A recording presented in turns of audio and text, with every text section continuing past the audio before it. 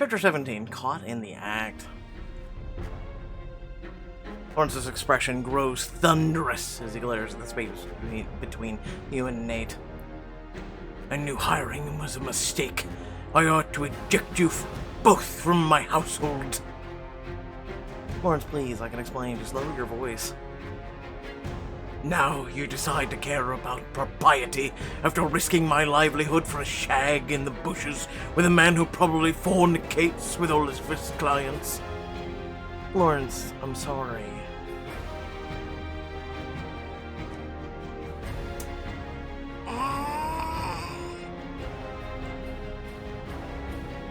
You know what? I'm gonna go with it. What Nat and I have is real. I'm sorry you've discovered us in this fashion, but I'm not sorry for savoring the one sweet part of my life. I don't expect you to have positive feelings about it, but if you could just wait until we've returned home to decide how we must proceed. Silence! I'll have none of it. Quite right, I'll give him hell. A little too entertained by the ordeal, the baronet's provocations only fan the flames of Lawrence's meltdown as your husband gets in your face. And to think, the one time you needed to use this unnatural brain of yours, you let the degenerate ravish you on Her Majesty's property, no less. You steel yourself, prepared to endure his vitriol, but Nate steps in front of you and faces Lawrence. Your Grace, direct your venom at me. Oh, I was getting to you.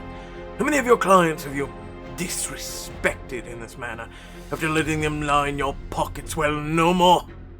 When I'm done with you, the whole town will see you for the pathetic defrauder you are. So I hope you've had your fill. You'll never be a tutor again. You'll never be anyone's lover. You'll certainly never be anyone's husband. Not that it was ever in the cards for you.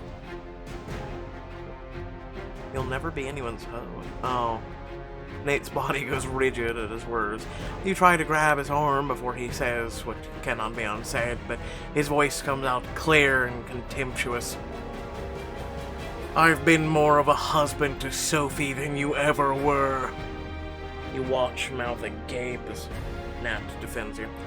And judging from the dumbstruck expression on your husband and the baronet, they're equally in shock at his audacity. What did you just say to me? You couldn't comprehend what a gift you've been given in Sophie, but I could. That's why for all your wealth I stand before you richer than you'll ever be. I've watched you denigrate her, undermine her, treat her as though she doesn't exist. If I am pathetic, it's for standing by in silence for as long as I have. That ends now. Nate, stop. More of a husband than me.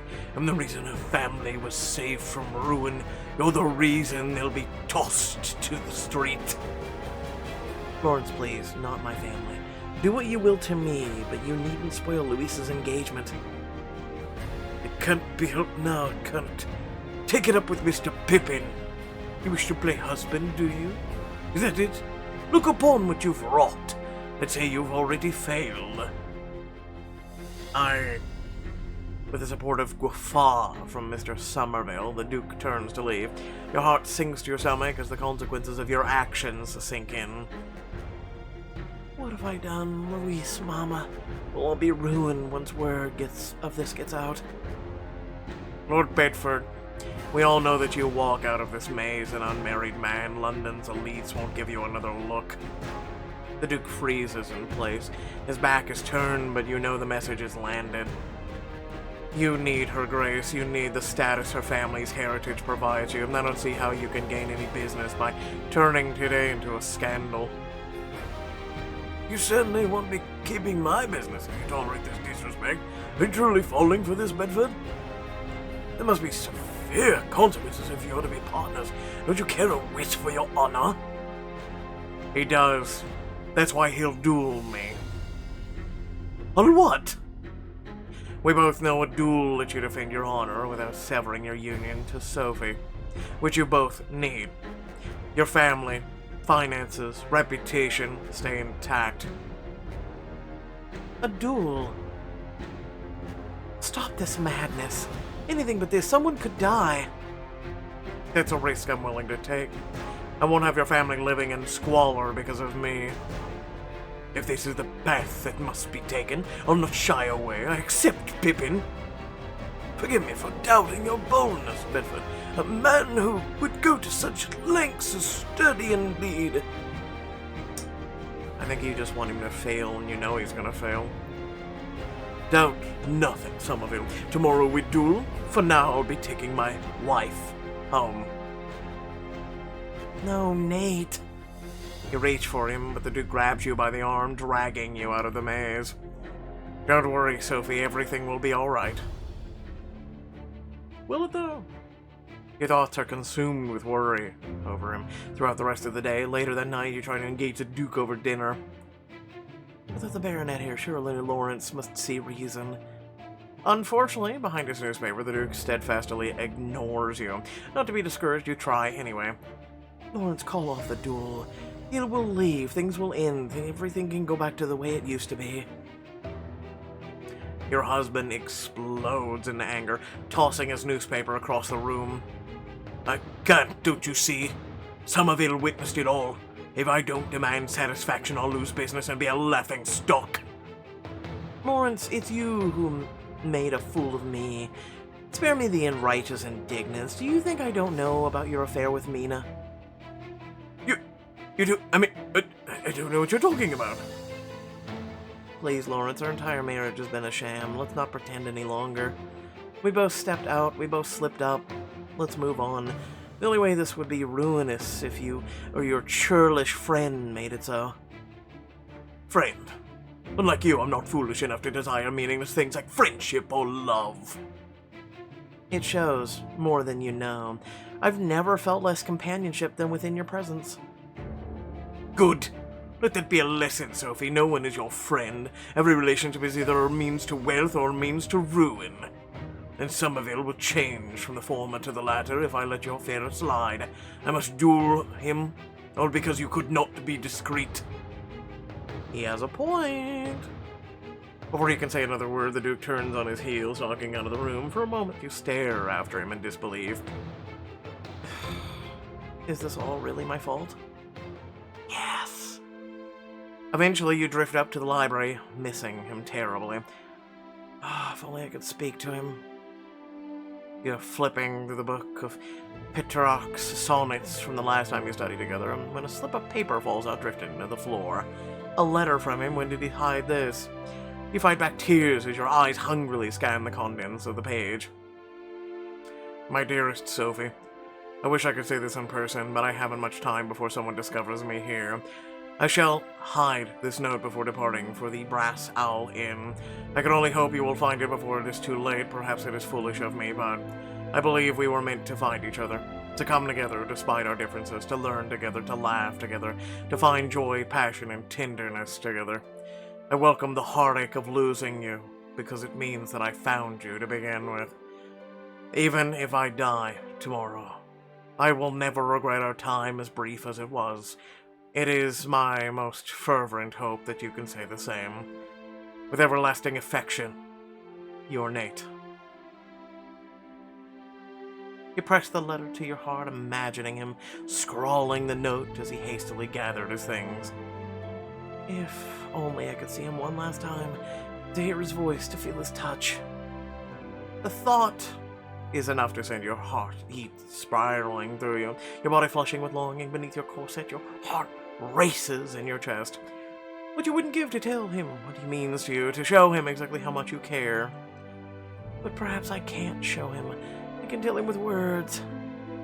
Your gaze lands on a blank piece of paper and quill. Your bedroom escritoire has a magic set, where you can tell him every scandalous thought in private. Or writing to him in secret. Hurrying to your bedroom, you carefully lock the door before sitting down at the escritoire with a fresh sheet of writing paper. There's so much I want to tell him. How can I possibly convey everything I'm feeling? Your pen hovers at the parchment. You take a deep breath to still your wavering hand. My dear Nate, it seems impossible that you are no longer here under the same roof as me. Although you have been gone for less than a day, I already find myself missing so much about you. You pause, considering what to tell him next. He should know exactly why I miss him so dearly. I should tell him I miss his smile. You can picture it clearly, sitting him beside you, his coy smirk seeing you completely. Most of all, I missed your smile, that mischievous curve of your mouth, the amusing twitch of your lips reserved for my amusement. I miss the way your eyes light up every time I walk through the door. I miss you so much I can scarcely breathe. Please write back soon. I can't bear to think of you alone in some dingy inn without me. Forever yours, Sophie. I think he told you the inn so you would, escape to the inn with him? I don't know. Tears pricking at the corner of your eyes, you seal the note, securely pressing a kiss to it. Travel safe to him. You ring for Campbell. It's not long before she enters your room. May I be of service, Your Grace? I'm sure you're aware of the situation with Nate, Campbell.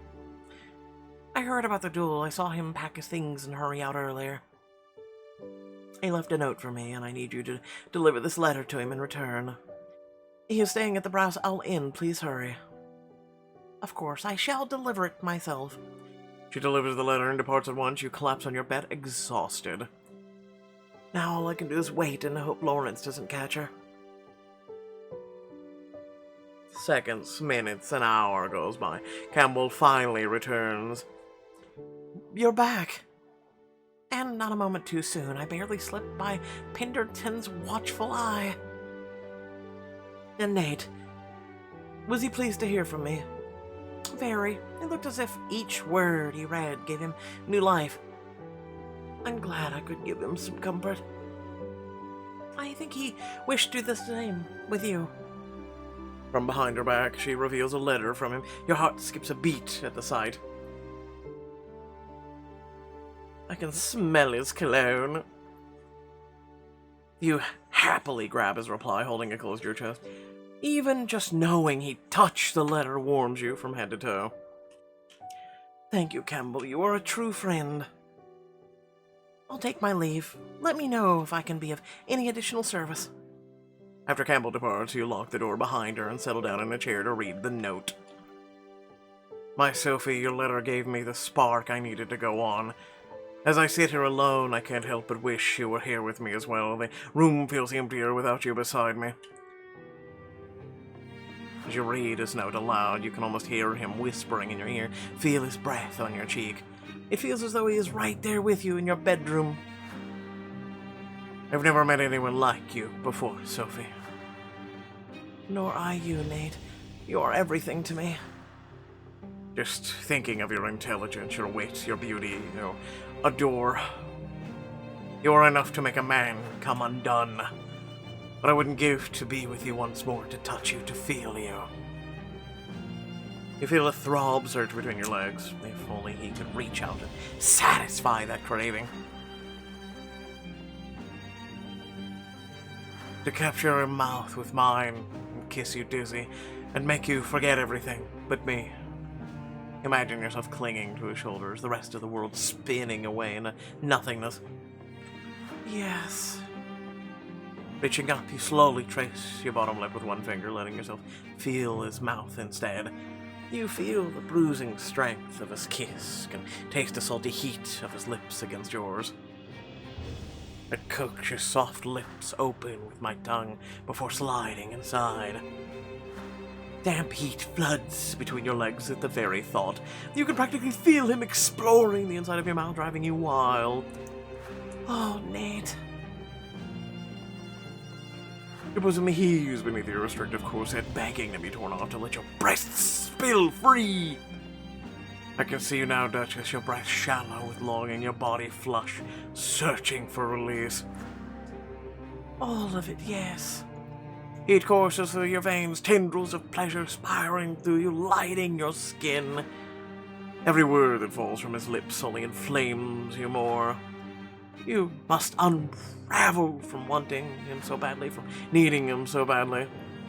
Tell me, Duchess, what would you have me do next? Oh boy. YouTube. Alright, class. Now, what did we discover from this chapter today? That everyone goes through puberty. And some of us discover ourselves, some don't. It's perfectly fine, class. One day you will. As you come down from the bliss, imagining him disappears beside you, and your surroundings come back into focus. Your pulse still thrums in your veins as you finish reading his words. Yep, no. Rest assured, I'm thinking of nothing else but you, today, tonight, tomorrow, until the end of time. I would duel 100 men for you, Sophie. You are my everything. You are my always, now and forever, faithfully, Nate. Tears well in your eyes as you clutch his letters to your still heaving breast. Nate, I wish you were here. You're just folding the precious slip of paper when you hear faint footsteps down the hall, growing nearer by the second. Sophie, are you there? Carefully sliding his letter into your pocket, you wipe your tears away, heading for the door. You unlock the door to find not only your mother, but... Oh, Sophie. Louise throws her arms around you as your mother enters the room, shutting the door behind you. You've just returned from the dinner with the prince's hosts, and I heard that Nate has been asked to leave the house. Are you sure you want to talk about this now in front of Louise? I see more of the world than you think I do, sister, and I see the depth of your pain. As do I, Sophie. Can you tell me about what happened? Your heart lurches as you look into your mother's worried eyes. Mama, I am such a fool. I've been so selfish. I wouldn't say selfish. Kinda, but then not really. I don't know. Again, it's the way they painted the story.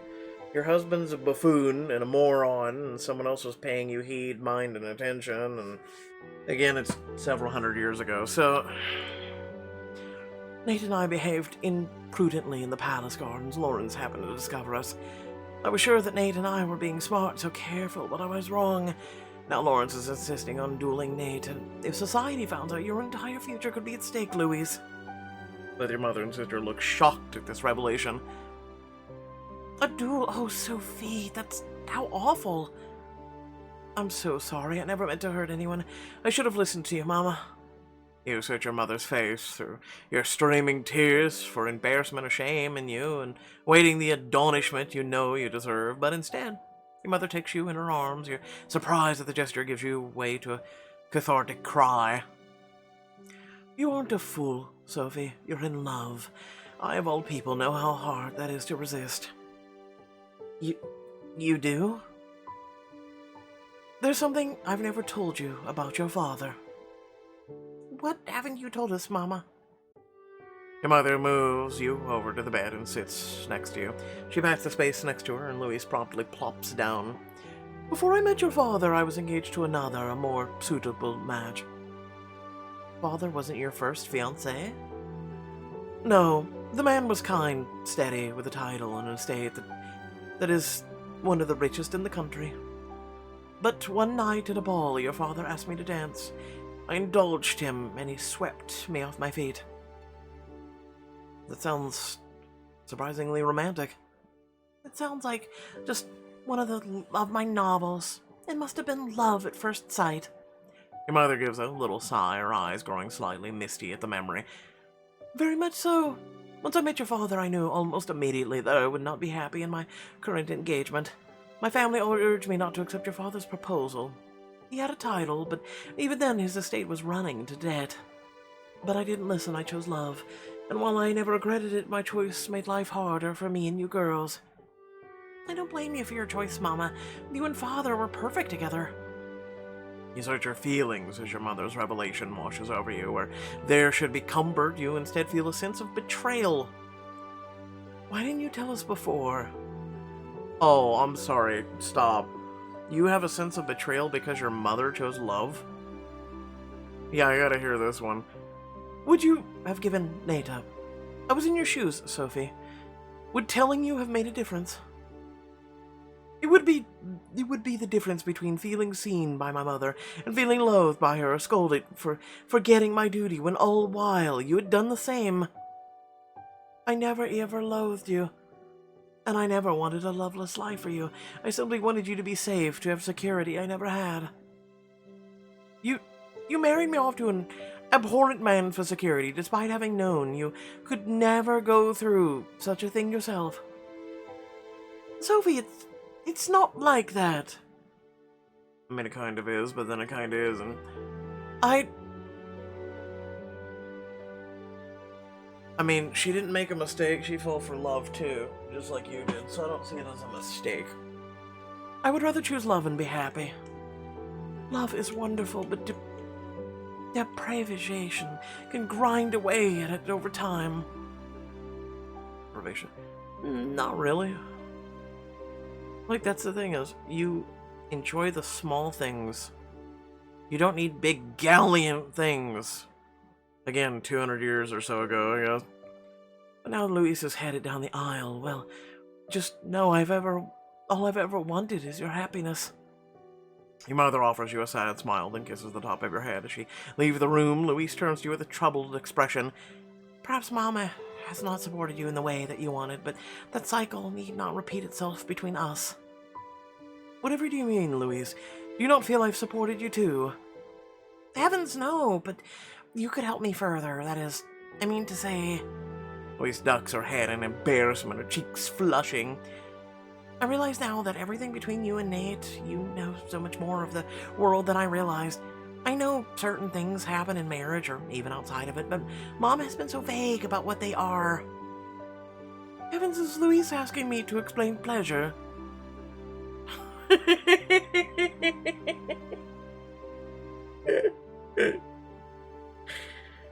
Oh no.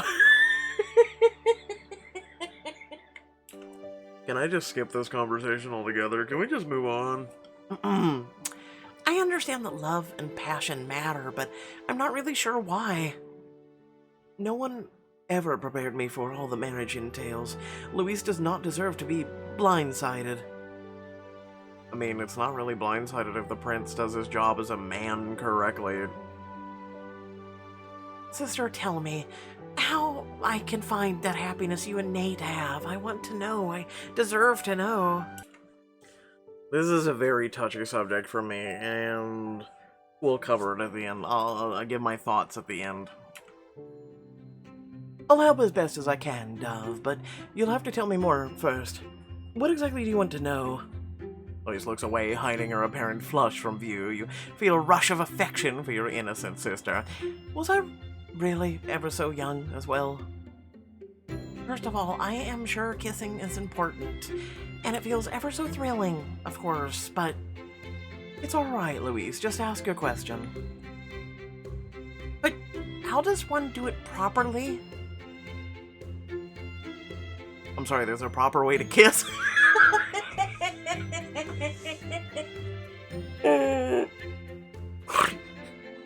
This shit has an instruction manual? The perfect kiss cannot be planned. You must allow it to happen naturally, to be swept in the heat and passion of the moment. I agree. As you say the words aloud, you find yourself thinking of your first kiss with Nate. Just the memory of his mouth against yours is enough to leave you heartbroken, dizzy with longing. Are you quite alright? Never better, I assure you, Dove. When the moment arrives, you will know what to do. Just promise me that you won't hold back, that you'll give in to the moment, that you'll let yourself be swept away. You make it also sound so thrilling. Perhaps you should write a romance novel. I used to. Anyway, that's in a different life. She opens her mouth to ask another question, then closes it looking flustered. There's nothing to be embarrassed about, Louise. You can ask me anything. Louise nods, clearly gathering her courage. I've heard about certain duties that one must perform on the wedding night. Are they truly so terrible? No, again, not if done with your correct partner. That depends on if you love your fiancé. Of course I do. Prince Maxwell is the love of my life. I couldn't imagine being with anyone else. You smile, reaching out to squeeze her hands reassuringly. Then your duties will feel like anything but, Louise. In fact, they might even feel wonderful. The very first time can be magic when you're in love. Oh, I hope so. Louise considers this for a moment and then nods. I believe you're right, but there has been something else on my mind. A serious expression settles over her face. Reaching out, she takes both of your hands in hers. I know you and Lawrence don't love each other, Sophie, and that you do love Nate. I just wanted to ask, are you okay? I would rather talk about you right now. Why waste our time on disappointment when we have so much to be happy about? Your presentation, and now your engagement. I am so proud to be your sister, Louise. As am I, Sophie, but I worry that you are spending too much time thinking of me. Before long, I'll be married, and I will have a new husband, a new life. Louise squeezes your hands in earnest, her face searching yours. I cannot bear to think of you here, unhappy and alone. Do not worry about me, Dove. I shall still have Mama, my books, my hobbies. But you deserve Nate, too. In the meantime, I wanted to give you something. Louise reaches in her reticle, pulling out a gold locket from its depths. It's beautiful. Is it for me? You shouldn't have. Well, go on. Open it. Curiously, you open the locket. Inside are two small portraits. One of you and Nate, painted in exquisite detail. I painted the miniatures myself. These portraits, it looks just like me. You captured his likeness. Sure, we'll go with just like me. You run your fingers over the delicately painted portraits of you and Nate, tears wobbling in the corners of your eyes. Louise has captured him perfectly, right down to the mischievous upward tilt of his lips. It's almost as if he were here. I thought you could wear them around your neck, so that no matter what happens, he lives close to your heart. Your heart swells as you look at the proud excitement on your sister's face. It's such a thoughtful gift, Louise. Thank you. Leaning forward, you pull Louise into a tight hug. I love you so much, Louise, and I'm so happy that you will have found someone who will bring you joy. Your future husband is a lucky man. Louise pulls away from you, looking thoughtful. Is something the matter? I just hope you're not too angry with Mama. I know she truly feels sorry for her part in all of it. If you could find a way to forgive her, it would bring her such peace. I do not know about forgiveness, but I will speak with her later. A few hours later, you seek your mother out in her room. Sophie, I didn't expect to see you so soon. Louise wanted us to speak, and I think I could use a mother's honest advice. The memory of Nate stings in your mind. It takes all of your will not to break down into tears. You must know the whole story. Lawrence, Nate, the duel, and now I'm worse off than before. Now that I've known true love, how can I go back to a life with only Lawrence? For a moment, your mother hesitates, waging some internal war with herself, but then... Go to him. What? You will always regret it if you don't. I will cover for you here, say you're sick with a headache. Thank you, Mama. I will never forget this. Perhaps someday I will be able to forgive you for your part in all this. But in the meantime, I truly appreciate what you are doing for me. Your mother nods, offering you a quick press of her hand. After a moment, you squeeze back. I understand, Sophie. Now go quickly before it's too late. It's not long before you arrive at the Brass Owl Inn by horseback. Your heart pounds loudly in your chest, whether your nerves or exertion, you're not sure. You feel out the place in your fine dress as you venture inside. The innkeeper gives you a curious look at the entrance. Pardon me, is there a Mr. Pippin? Sophie. The surprised Nate bounds across the dining room in a few quick strides and gathers you in his arms. You close your eyes, reveling in the feel of him. I don't know how you're here, but I thought I would never see you again. My mother is protecting us, and I needed to let you know how I feel. You pull away to meet his gaze, making sure he can hear your every word. Hey, suddenly the letter that we wrote and we paid for seems completely pointless if we could ride here, didn't it? Anyway, continue. No matter what happens tomorrow, I will never feel so deeply again.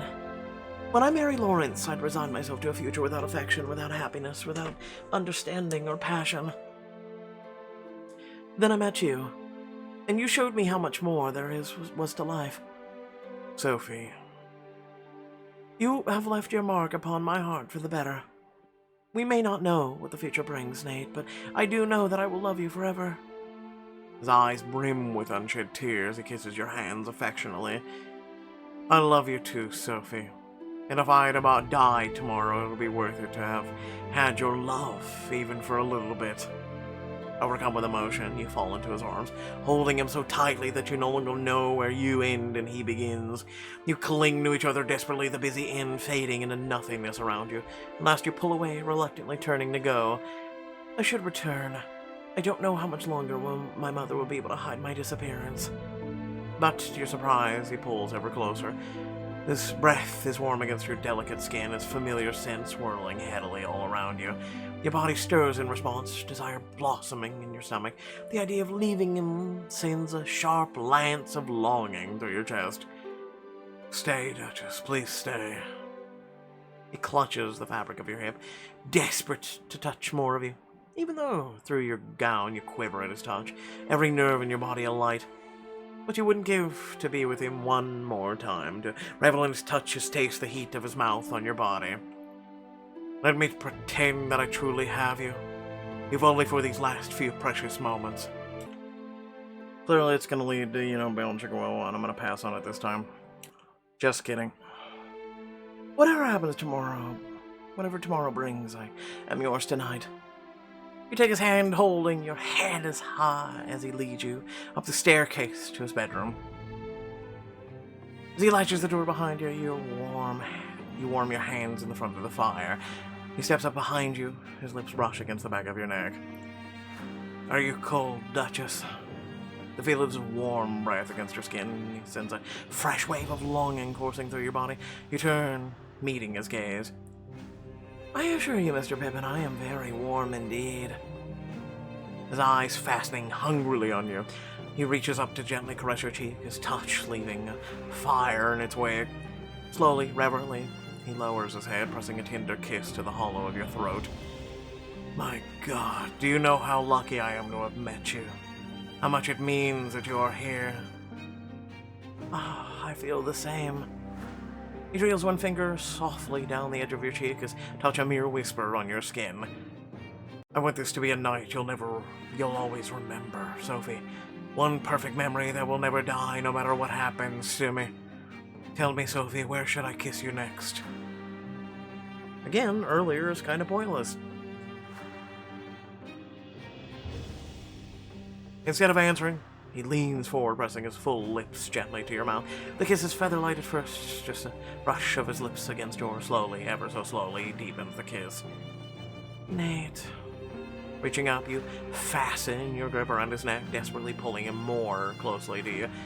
His kiss grows more insistent in response, his mouth closing hungrily over yours. Eagerly you part your lips, gasping a little as his questing tongue slips inside. Sophie, do you know how much I miss the taste of your lips? Will you moan in delight every time I do this? His tongue skillfully flicks back and forth, tangling with yours in a skillful dance that makes you weak at the knees. You clasp tightly to one another, your bodies molding perfectly together as you remain locked in your passionate embrace. There is no tomorrow, no uncertain future to behold. There is only here, now, the press of his mouth against yours. You are beautiful, Sophie. He pulls back to gaze down at you with barely restrained passion, his gaze full of lust, nearly undoes you. I want to look at you, Sophie, all of you.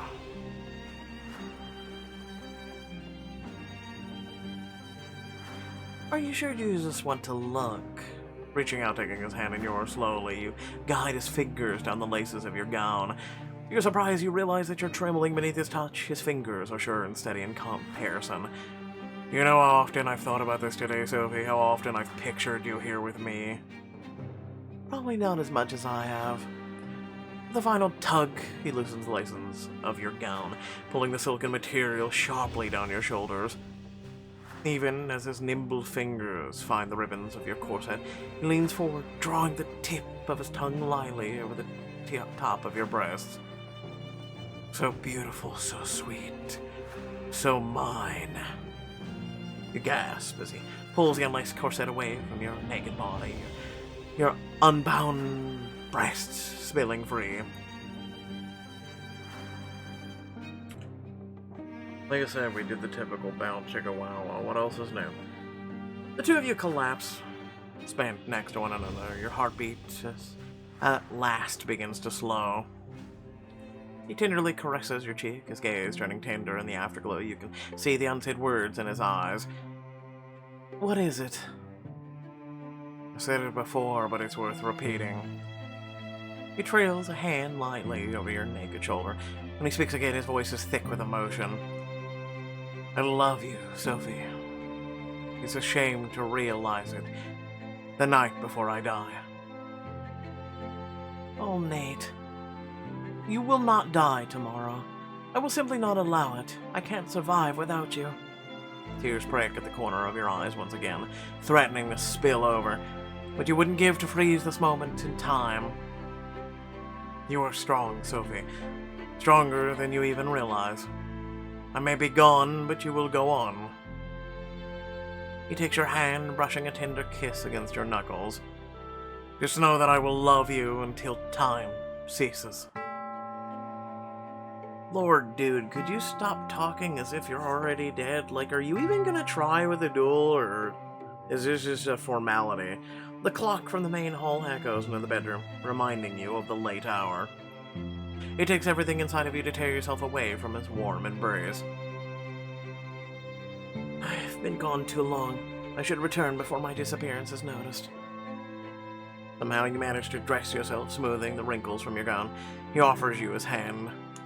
Come, Sophie. OMG, he seems to have dressed himself too. Reluctantly, you follow him to the stables, careless of anyone who may be watching. He gathers you in his arms, pulling you to him. Duchess. Nate. He lowers his head to yours, capturing your mouth in a searing kiss. You cling to each other, swirling with emotion. I promise you this is not goodbye. At last, you pull away, your heart breaking into pieces as he helps you mount your horse. His touch lingering just slightly before you ride away into the night. You turn back to look at him one last time as the darkness shrouds him. You must survive tomorrow.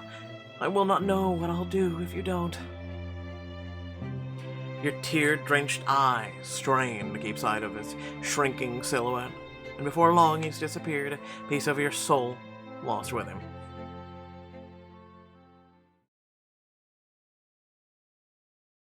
Alright, it's finally, done with this chapter.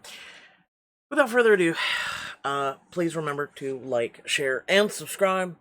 Head down in the description video, plenty of things there. So, I'll say this, right? I still have my V card, I'm just saying. So, when I literally talk about bound chicka wow wow and all that stuff, and, like, the way I see love, it's from my perspective.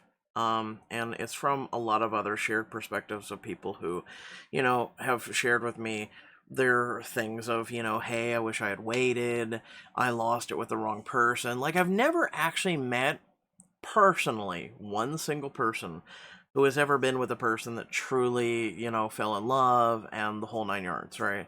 Like, they were high school sweethearts or middle school sweethearts or whatever, and then they just grew old and maybe something happened, or they just grew old together. I've heard of it. I've never personally met someone, though, that has ever experienced that. Me personally, I found someone, who I considered a soulmate. Unfortunately, because we never got to Bow Chicka Wow or anything else, right? We had the sweet, tender moments and everything else, but our thing was waiting and enjoying life and the small things together, and unfortunately, I never, got a chance to experience more life with her. Unfortunately, she was taken too soon from me. So, I continue to, I had a lot of healing to do. I did give up. I'll just TLDR that.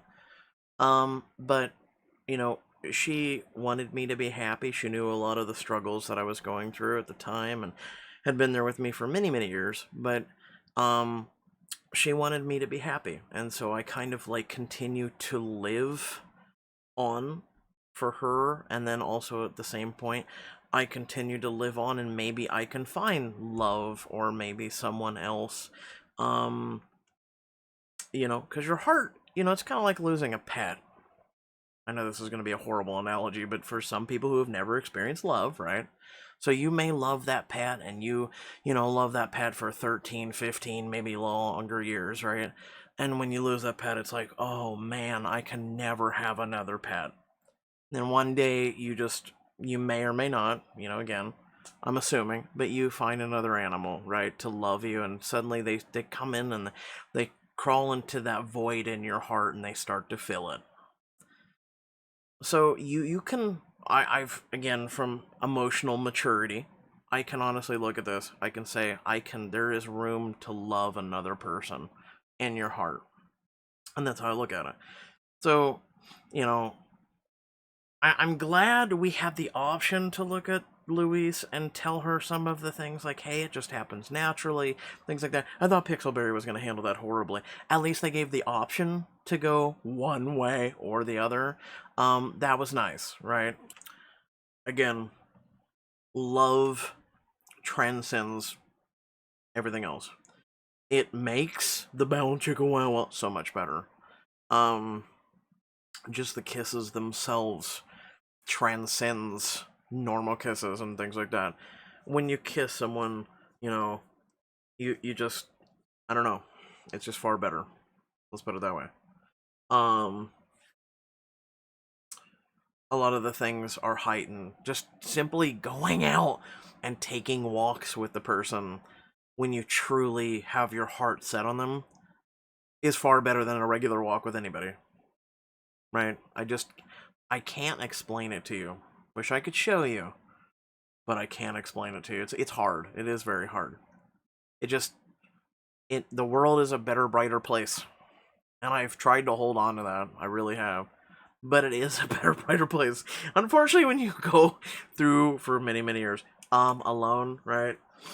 The world isn't as bright and colorful, and yeah. And then, I've come to accept being alone and everything else like that, right? But just having someone in your life that you can share things with makes the world a better place. That's why I strongly encourage people to go out, pursue their heart, find someone they love, vice versa, and just take things slow. Enjoy your life. Enjoy the life with them, and just don't rush head first into things. Right?